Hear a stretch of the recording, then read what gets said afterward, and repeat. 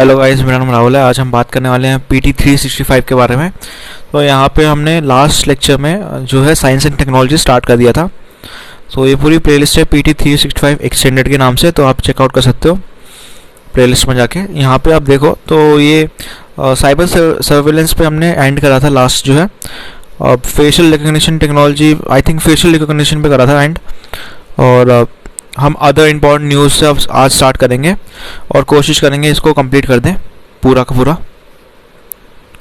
तो यहाँ पे अदर इम्पॉर्टेंट न्यूज़ में जो है बड़ी सारी न्यूज़ है, जैसे QSIM quantum computer stimulator tool kit. तो QSIM टूल किट अलाउ करता है रिसर्चर और स्टूडेंट्स को कि वो राइट कर सकते हैं, डिबग कर सकते हैं क्वांटम कोड को, जो कि एसेंशियल है फॉर डेवलपिंग क्वांटम एल्गोरिथम। इसका एम है कि इनेबल करता है रिसर्चर और स्टूडेंट्स को कि वो कैरी आउट करें रिसर्च क्वांटम कंप्यूटिंग में QC एक कॉस्ट इफेक्टिव मैनर में।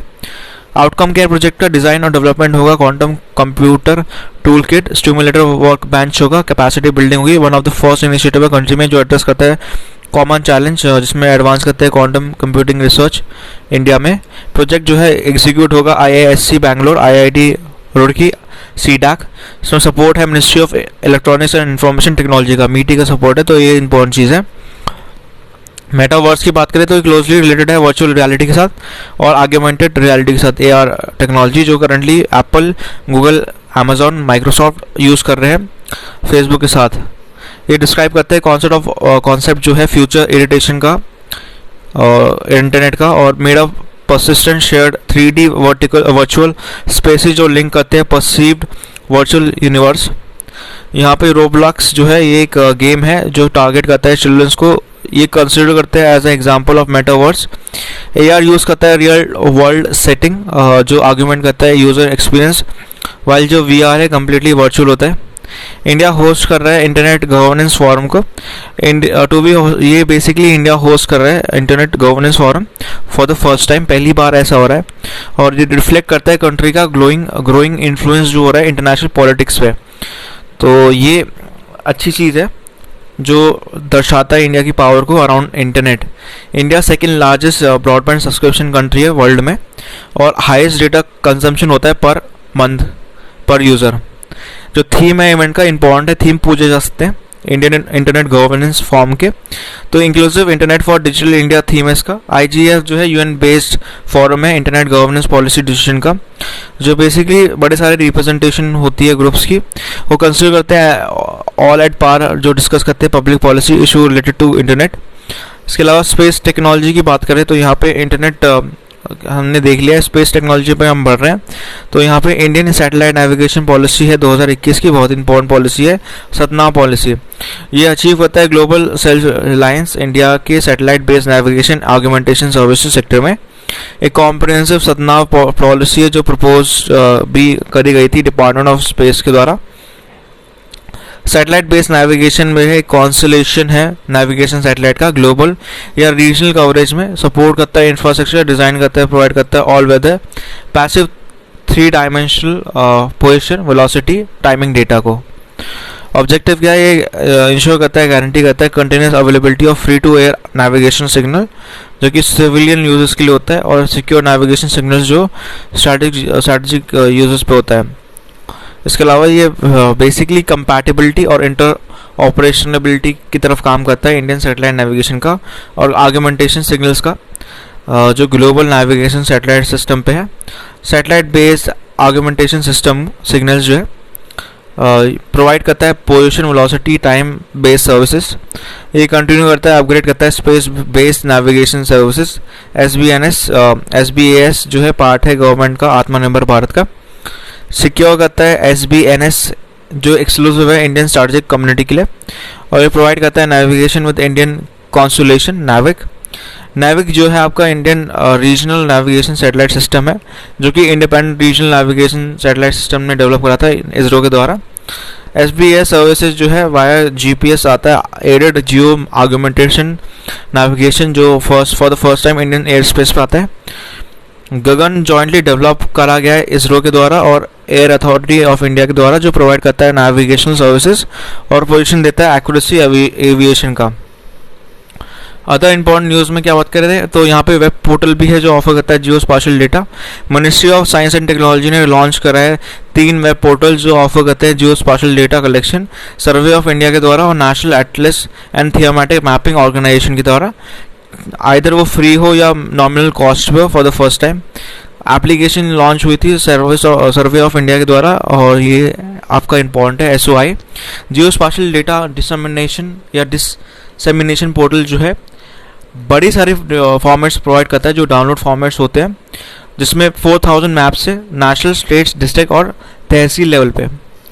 सर्वे ऑफ इंडिया के द्वारा जो वेब जोग्राफिक इंफॉर्मेशन सिस्टम बनाया है सारथी, ये आप बहुत ही ज़्यादा इंपॉर्टेंट है कि हेल्प करता है यूज़र्स को कि वो क्रिएट कर सकते हैं एप्लीकेशन जियो स्पाशियल डेटा विजुअलाइजेशन के लिए, मैनिपुलेशन के लिए और एनालिसिस के लिए without any lot of resources जो रिक्वायर्ड ज़्यादा नहीं होते। तो ये अच्छी चीज़ है।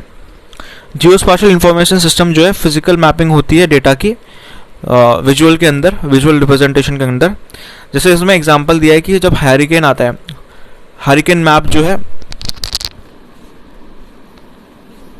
हैरिकेन आप ऐसे समझ लीजिए, साइक्लोन समझ लीजिए। हैरिकेन तो वैसे अमेरिका में यूज़ होता है वैसे तो, पर यहाँ पे हैरिकेन मैप की यूज़ होती है। मतलब जो हैरिकेन मैप की बात कर रहे हैं, तो ये कैसे दर्शाता है? ये दर्शाता है ऐसे कि उसमें एक ओवरलेड करता है एक और लेयर की, जो शोकेस करता है कि यहाँ पे लाइटनिंग स्ट्राइक्स आ रही है। तो ये कुछ मतलब आप सिंबल समझ लीजिए ऐसा कुछ जो है। इसके अलावा मानचित्रण है enterprise geospatial and national atlas thematic mapping organisation को, नेटमो, जो अवेलेबल करता है थियोमेटिक मैप्स जैसे cultural map of India, climatic map और या इकोनॉमिक मैप पे। इसके अलावा स्पेस राइस की बात करें तो चाइना ने हार्वेस्ट करा है पहला बैच का स्पेस राइस। जो आपकी सीड्स के बारे में बात करते हैं जो रिटर्न हो गई है लूनर वॉच से, आपका चैंग 5 लूनर प्रोब जो लास्ट ईयर गया था। तो ये लूनर मिशन जो है चाइना का इम्पोर्टेंट है। इसमें यहाँ पे याद करना है चैंग 5 लूनर प्रोब आया था जो गया था, ठीक है ना। यहाँ पे जो कंट्री ने सीड ले रहे हैं राइस के अदर क्रॉप्स को सिंस 1987। सिग्निफिकेंस क्या है फार्मिंग स्पेस में? तो स्पेस में फार्मिंग की बात हो रही है। तो जब ये एक्सपोज होते हैं सीड्स कॉस्मिक रेडिएशन की और जीरो ग्रेविटी, तो जो कुछ सीड्स होते हैं म्यूटेट होते हैं, इसी वजह से वो हाई यील्ड प्रोड्यूस करते हैं जब वो प्लांट होते हैं अर्थ में। इसके अलावा यहाँ पे ये समझ लीजिए कि आप सीड्स को जाते हो, आप वहाँ पे म्यूटेट कराते हो और फिर उसके बाद धरती पे आप उसको उगाते हो, तो ज़्यादा वो होता है यील्ड प्राइड, मतलब ज़्यादा प्रोडक्शन होता होगा, जो मैं समझ पा रहा हूँ इस कोर्स। यहाँ पे कंट्रीब्यूशन क्या है चाइना का हाइब्रिड राइस ब्रीडिंग का, प्रोवाइड करता है मोर या बेटर जेनेटिक सोर्सेस जो एक्सपैंड कर सकता है सीड बैंक को। इसके अलावा presence of water on moon, इसकी बात भी बहुत ज़्यादा हुई थी। इसरो के होम ग्राउंड इंस्ट्रूमेंट जो गया था चंद्रयान 2, चंद्रयान की स्पेलिंग गलत है, ठीक कर लो ना, उन्हें डिटेक्ट करा है अनएम्बिग्यूअस प्रेजेंस हाइड्रो एक्साइल और वाटर मॉलिक्यूल्स मून पे, जो कि बहुत ही ज़्यादा प्रिसिशन है और जो डिफ्रेंशिएट करता है दोनों में। यहाँ पे चंद्रयान 2 का जो इम्पोर्टेंट मिशन था, इससे पहले गया था प्रीडिसेसर का मतलब इससे पहले जो गया था वो है चंद्रयान 1 जो 2008 में गया था। वो भी एक लूनर क्राफ्ट था जो देख रहा था पिकअप सिग्नेचर वाटर का, कि वाटर का कुछ मिल जाए मून पे। रिमोट डिटेक्शन जो वाटर का हुआ है और हाइड्रोलिक्स जो भी इसको प्रोनाउंस करते हैं सिग्नेचर जो लूनर सरफेस पे देखा गया है, सिग्निफिकेंट इंपॉर्टेंस है। ये प्रोवाइड करता है क्लू कि यहाँ पे भी आप मतलब वहाँ पे वाटर रिसोर्सेज है, तो आगे जाके वाटर आप खींच सकते हो इवेंचुअली। अगर वाटर प्रोडक्शन मैकेनिज्म हो सकता है कि अगर मान लो आगे जाके कुछ ज़रूरत पड़ी, पानी की कमी आए कुछ एरियाज़ में, तो हम मून से भी ले लें ऐसा कुछ, तो इसलिए इम्पोर्टेंट भी है। इसके अलावा जो है गायनामेडी, प्रोनाउंसिएशन अगेन गलत हो सकती है, तो ये नासा ने डिटेक्ट करा है डेटाबेस जो है हबल स्पेस टेलीस्कोप, जो कि इम्पोर्टेंट है। यहाँ पे कोलैबोरेशन है नासा का और यूरोपियन स्पेस एजेंसी का। साइंटिस्ट ने फॉर द फर्स्ट टाइम पहली बार ऐसा हुआ है कि डिस्कवर करा है वाटर वेपर को जुपिटर के एटमॉस्फेयर के मून पे गायनामेट। तो जुपिटर का जो आपका मून है वो गायनामेट है। गायनामेट लार्जेस्ट मून है सोलर सिस्टम का, ठीक है, जो कंटेन करता है more water than all of earth ocean. तो गायनामेट में सबसे ज़्यादा वाटर देखा गया है। हाईवे जो टेम्परेचर है बहुत कोल्ड है, तो जो वाटर है सरफेस में वो फ्रोजन सॉलिड में है। अभी नासा के जूनो मिशन जो है वो क्लोज लुक देख रहा है गायनामाइट को और जुपिटर को, ठीक है। तो ये इम्पोर्टेंट है, यहाँ पे समझना ये अच्छा है, डिस्कवरी हुई है। इसके अलावा एस्ट्रोनॉमर्स ने डिटेक्ट करा है light behind black hole for the first time, ठीक है। ब्लैक होल भी बहुत न्यूज़ में था कि हमने ब्लैक होल मतलब देखा था उससे टेलीस्कोप से। तो यहाँ पे जो है एक्सरे रेडिएशन जो ओरिजिनेट होती है from the behind of black hole, वो शो करता है रैपिंग स्पेस और ये बेंड करता है लाइट को, ट्विस्ट करता है मैग्नेटिक फील्ड्स को। इसके अलावा ये प्रूव करता है आइंस्टाइन की प्रोडक्शन थ्योरी, जो प्रूव करती है कि कैसे ग्रेविटी बैंड कर देती है लाइट को और अराउंड द ब्लैक होल्स। और यहाँ पे एक्सरे इकोज जो है कंटेन करते हैं इंफॉर्मेशन कि क्या हो रहा है ब्लैक होल के अराउंड। एस्ट्रोनॉमर्स गए थे और ये उन्हें यूज़ करा इसको क्रिएट करने के लिए 3D map black hole surrounding का। इससे पहले एक सुपर मासिव ब्लैक होल पाया गया था जो अनएक्सपेक्टेड था, उसको बुलाते हैं ल्यूमिनस इकोस, जो स्मॉल था और उसके डिफरेंट कलर्स थे ब्राइट फ्लेयर्स के, जो बेंड होते हैं around the gravitational pull from black hole. इसके अलावा यहाँ पे जो न्यूज़ बहुत इंपॉर्टेंट है जो सबको जाननी चाहिए वो है स्पेस मिशन क्या है और इनिशिएटिव्स क्या है। GISAT लॉन्च हुआ था, ये फेल हो गया था। इसरो का ये GISAT 1 लॉन्च फेल। इसरो का जियो इमेजिंग सैटेलाइट लॉन्च जो आपका सपोज टू प्लेस हुआ था EOS 03, एक अर्थ ऑब्जर्वेशन सैटेलाइट है जो जियो सिंक्रोनस ट्रांसफर ऑर्बिट में अल्टीमेटली रीच करती है GEO जियो stationery orbit via GSLV F10 rocket. Mission fail हो गया था क्योंकि यहाँ पे क्रायोजेनिक अपर स्पेस जो है थर्ड स्टेज जो GSLV की है इग्निशन काम नहीं कर पाता क्योंकि टेक्निकल कुछ एनॉमली हो गई थी। क्रायोजेनिक स्टेज एक लास्ट स्टेज होती है स्पेस लॉन्च व्हीकल्स की जो लिक्विड ऑक्सीजन बनाती है और लिक्विड हाइड्रोजन को यूज़ करती है एज अ प्रोपेलेंट, ठीक है। जियोसिंक्रोनस सैटेलाइट लॉन्च व्हीकल जो है GSLV एक third stage expendable space launch vehicle design है और डेवलप और ऑपरेट होता है इसरो के द्वारा ताकि वो लॉन्च करे सैटेलाइट को और जितने भी स्पेस ऑब्जेक्टिव है GTO में। नेक्स्ट है नौका रशिया मॉड्यूल। तो नौका का मतलब है रशिया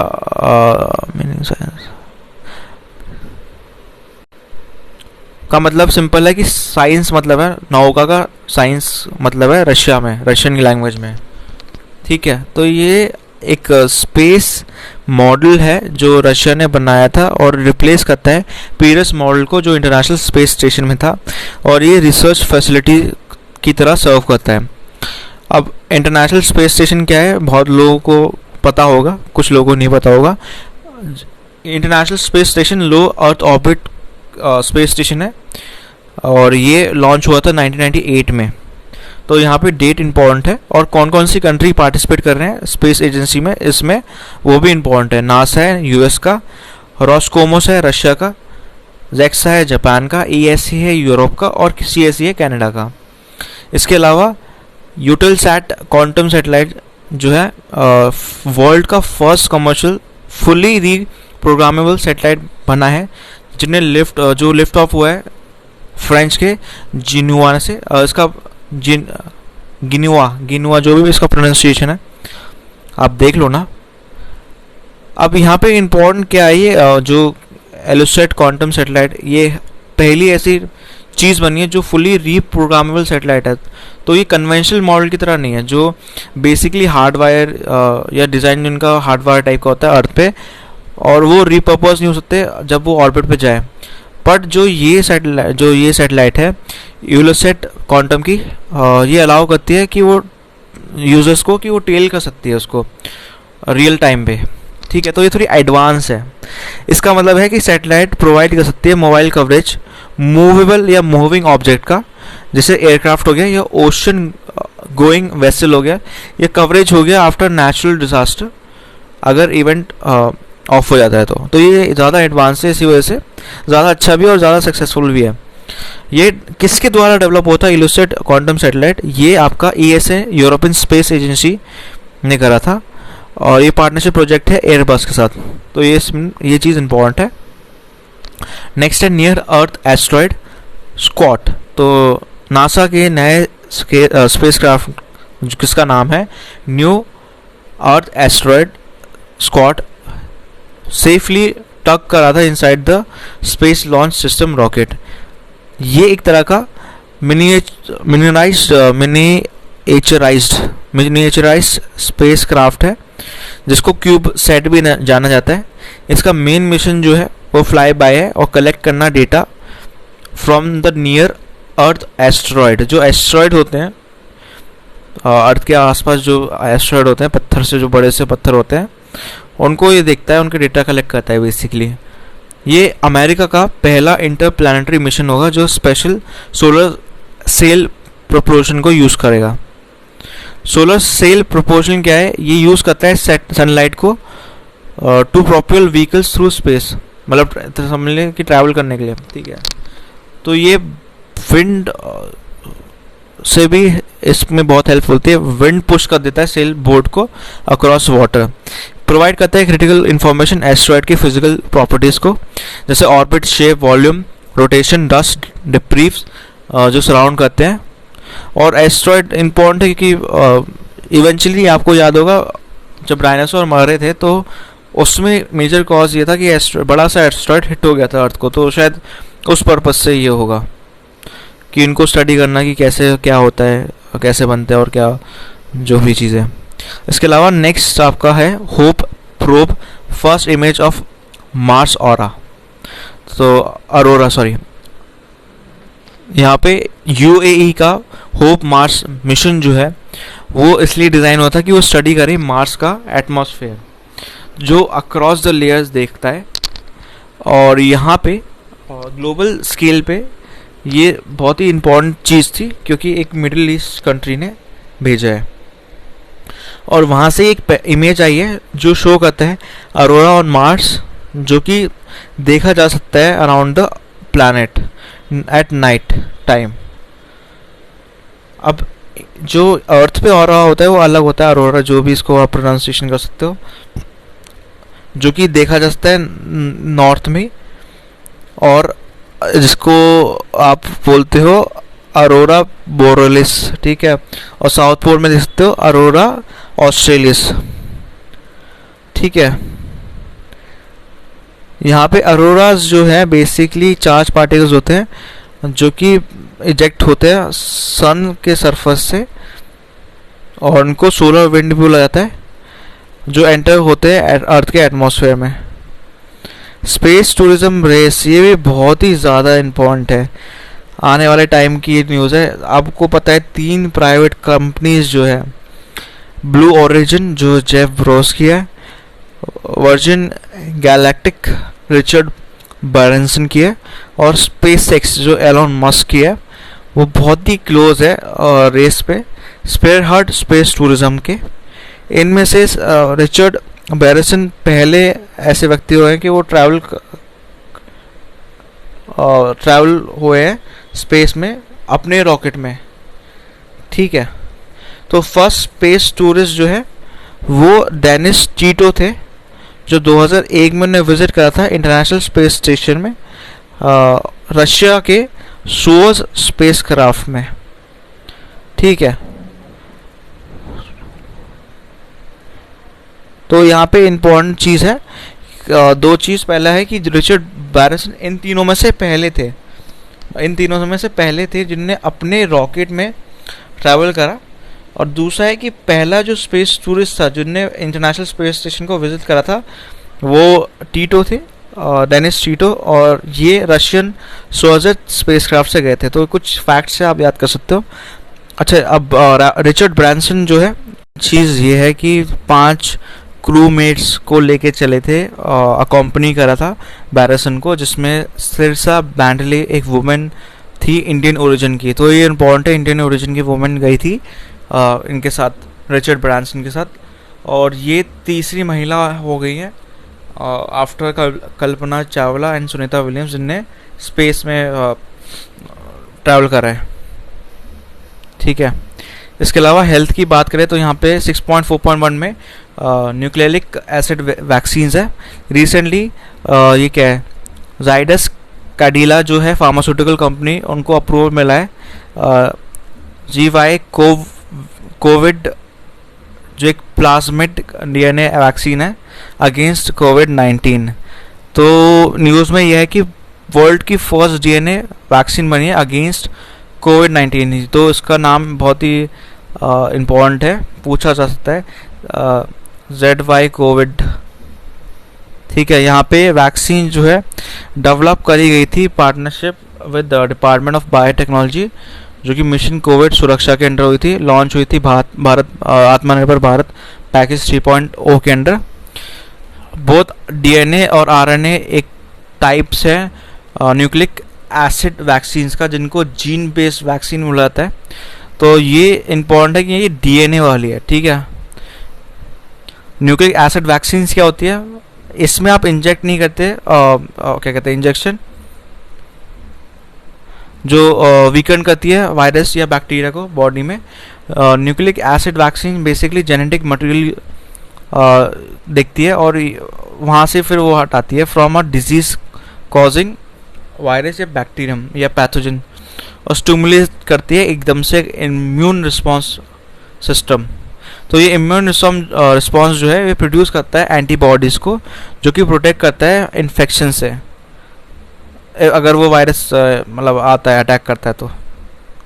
तो ये डिपेंड करता है वैक्सीन पे कि वो उसका जेनेटिक मटेरियल क्या है, वो RNA भी हो सकता है या DNA भी हो सकता है। तो ये वाली तो हमारी जो बनी है इंडिया की, वो DNA से बनी है।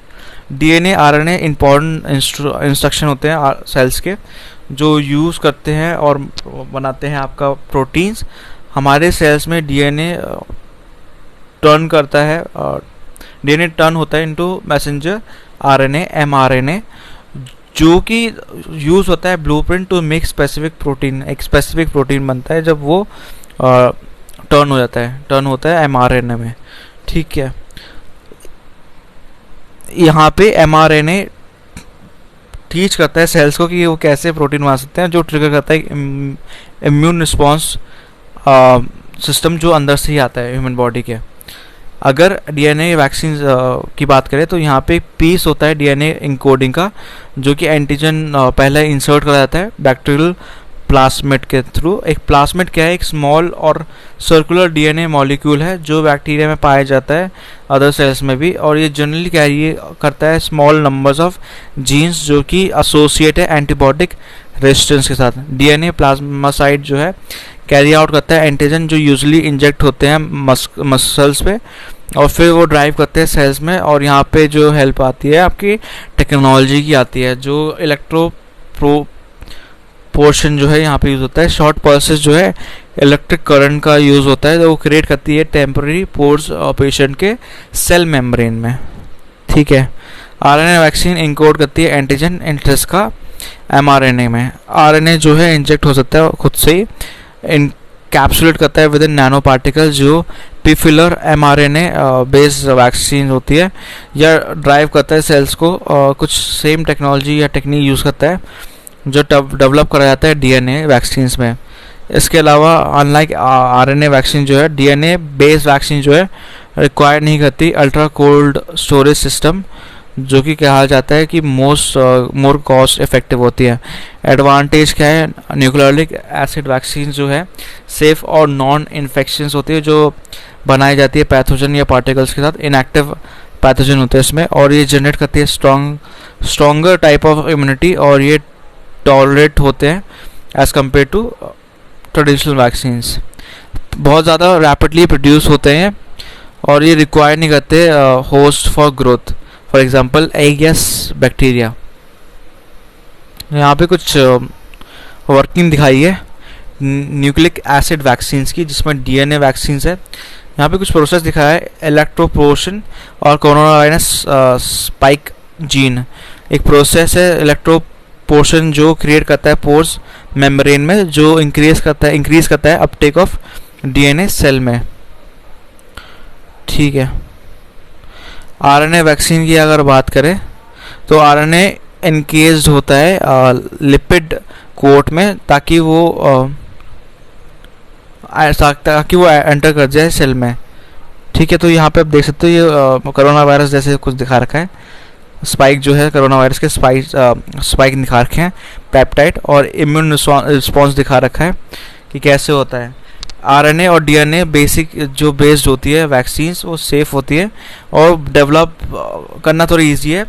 वो प्रोड्यूस करती है और इन्वॉल्व करती है, बनाती है आपका जेनेटिक मटेरियल, सिर्फ वही बनाती है, नॉट द वायरस।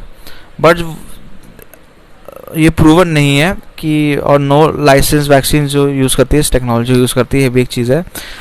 यहाँ पे 3 मेन अप्रोच है बनाने के लिए वैक्सीन। पहला है कि आप या तो होल वायरस या बैक्टीरिया को यूज़ करो, या तो जेनेटिक मटेरियल यूज़ करो, या कुछ पार्ट्स यूज़ करो जो ट्रिगर करती है इम्यून रिस्पॉन्स को। तो ये अभी भी चल ही रहा है सही से। यहाँ पे अदर अप्रोच क्या है कि वैक्सीन बनाने का, पहला है होल माइक्रोब अप्रोच।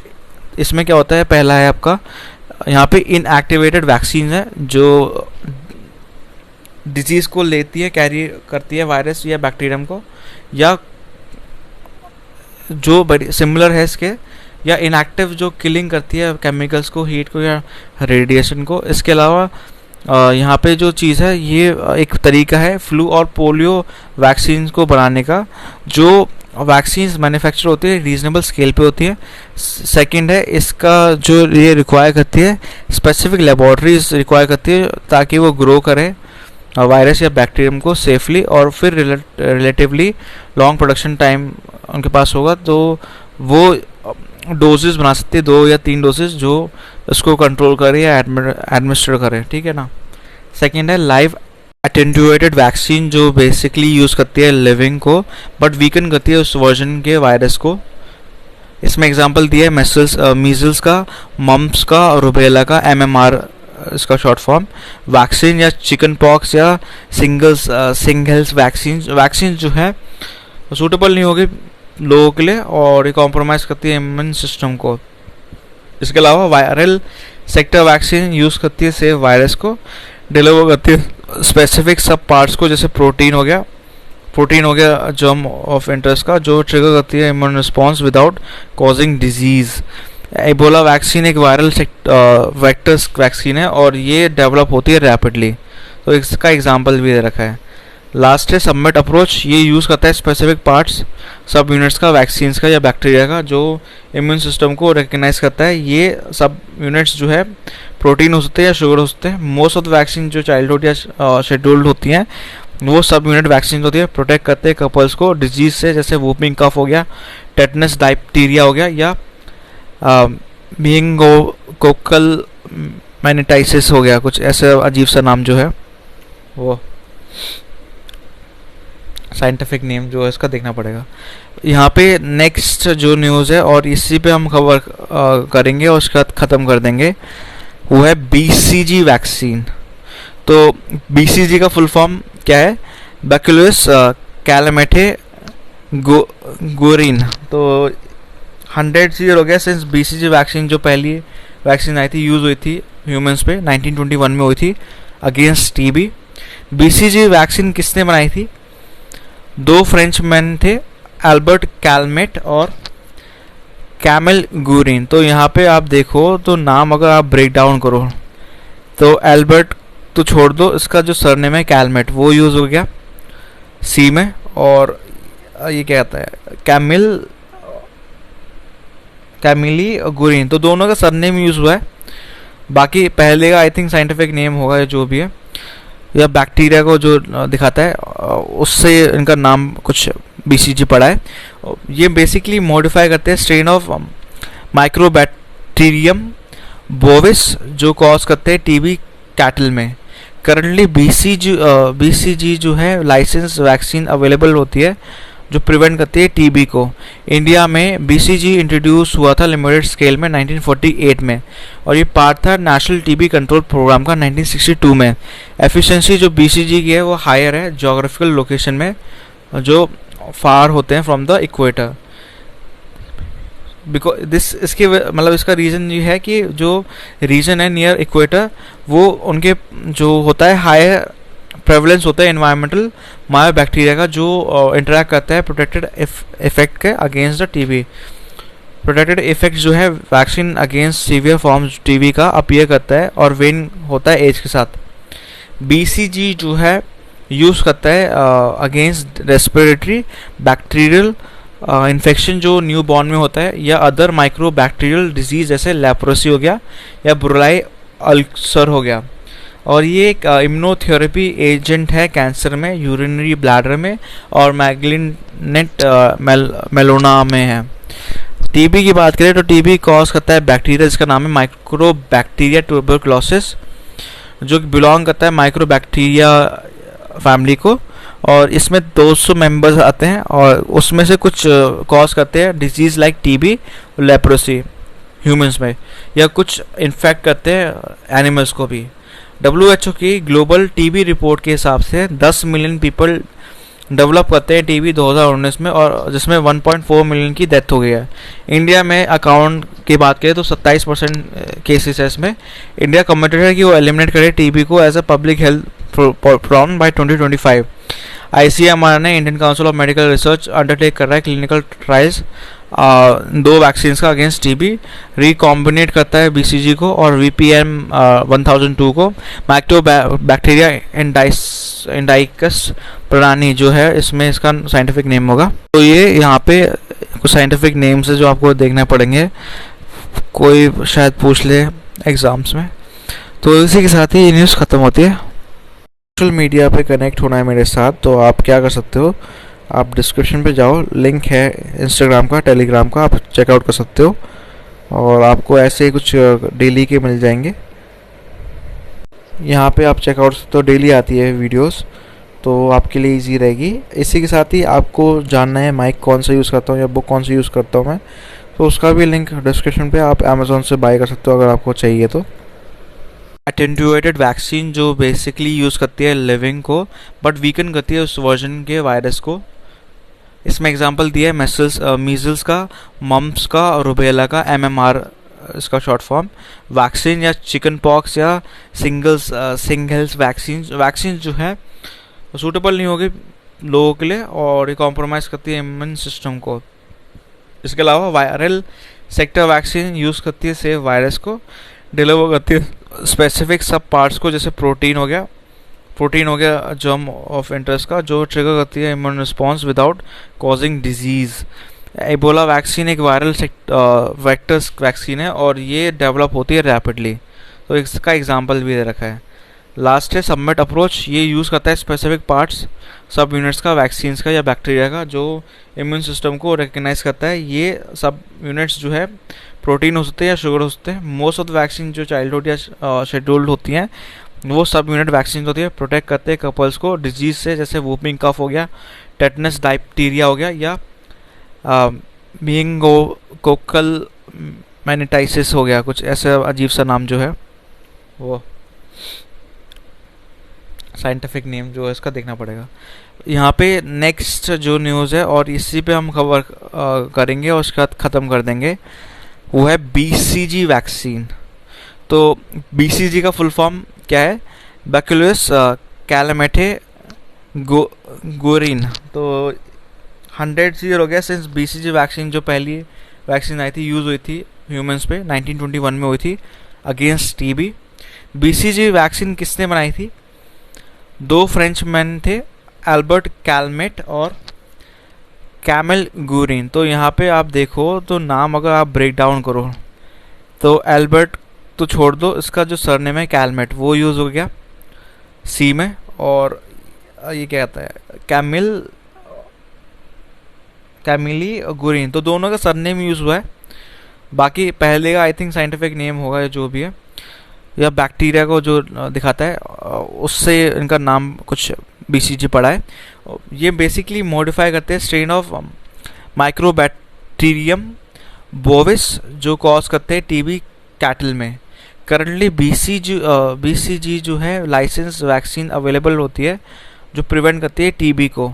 इंडिया में BCG इंट्रोड्यूस हुआ था लिमिटेड स्केल में 1948 में, और ये पार्ट था नेशनल TB कंट्रोल प्रोग्राम का 1962 में। एफिशिएंसी जो BCG की है वो हायर है जोग्राफिकल लोकेशन में जो फार होते हैं फ्रॉम द इक्वेटर। बिकॉज इसके मतलब इसका रीज़न ये है कि जो रीजन है नियर इक्वेटर वो उनके जो होता है हायर प्रेवलेंस होता है एनवायरमेंटल मायो बैक्टीरिया का जो इंटरेक्ट करता है प्रोटेक्टेड इफेक्ट के against the TB। Protected effect जो है vaccine against severe forms TB का अपीयर करता है और वेन होता है एज के साथ। BCG जो है यूज़ करता है अगेंस्ट रेस्पिरेटरी बैक्टीरियल इन्फेक्शन जो न्यू बॉर्न में होता है, या अदर माइक्रो बैक्टीरियल डिजीज़ जैसे लेप्रोसी हो गया या ब्रुलाई अल्सर हो गया। और ये एक इम्यूनोथेरेपी एजेंट है कैंसर में, यूरिनरी ब्लैडर में और मैग्लिनेट मेलोना में है। TB की बात करें तो TB कॉज करता है बैक्टीरिया जिसका नाम है माइक्रोबैक्टीरिया ट्यूबरकुलोसिस जो बिलोंग करता है माइक्रोबैक्टीरिया फैमिली को, और इसमें 200 मेंबर्स आते हैं और उसमें से कुछ कॉज करते हैं disease like TB leprosy humans में, या कुछ इन्फेक्ट करते हैं एनिमल्स को भी। WHO की ग्लोबल TB रिपोर्ट के हिसाब से 10 मिलियन पीपल डेवलप करते हैं TB 2019 में, और जिसमें 1.4 मिलियन की डेथ हो गई है। इंडिया में अकाउंट की बात करें तो 27% केसेस है इसमें। इंडिया कमिटेड है कि वो एलिमिनेट करे TB को as a public health problem by 2025। ICMR ने Indian council of medical research undertake कर रहा है क्लिनिकल ट्रायल्स 2 वैक्सीन का अगेंस्ट TB, रिकॉम्बिनेट करता है BCG को और VPN 1002 को। माइक्रोबैक्टीरिया इंडाइकस प्रणाली जो है इसमें इसका साइंटिफिक नेम होगा। तो ये यहाँ पे कुछ साइंटिफिक नेम्स है जो आपको देखने पड़ेंगे, कोई शायद पूछ ले एग्ज़ाम्स में। तो इसी के साथ ही ये न्यूज़ ख़त्म होती है।